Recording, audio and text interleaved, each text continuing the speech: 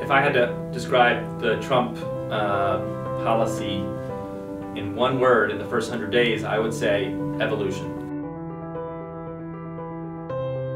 I divide the first 100 days into two categories, and without being too precise, I think the first 80 were chaotic, turbulent, messy, damaging, just really disorganized, and a flurry of policies, some of which were thought through, some of which were not, personnel changes in major positions, etc. I think the last 20 days were sort of more analogous to early administrations. There was learning going on.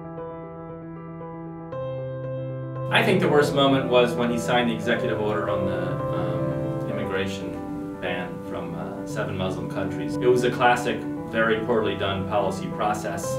All show and extremely damaging, not just in terms of the specific policy, but for how other nations view the United States. Other nations look to the United States to be an exemplar of certain values.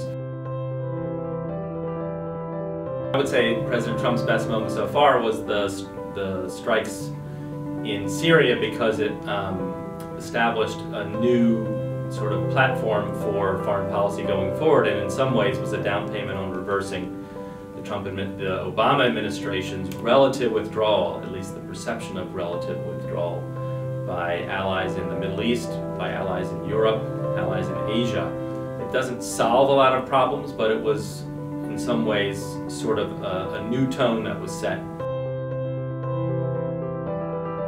I think there's a couple of lessons from the first 100 days, and I think they're both, I would put them in two categories, sort of personnel and process. Who is in certain positions of great importance is critical for the ultimate policies that are developed, and I'm very heartened by what appears to be the impact of General McMaster in the National Security Advisor position. I think you can see the results of a very positive influence in that critical position. Personnel is critical, and then I think process. I mean, you can't just come up with policies and positions on issues, fast-breaking issues as well as more deliberate efforts, by just sort of having a conversation. You need to work these issues through the interagency process, so that you're, not because it's a religion or dogma, but that so you're aware of the relative risks and the relative costs and benefits. If you don't do that, then you run some risks of the policy being not as well thought through. So I think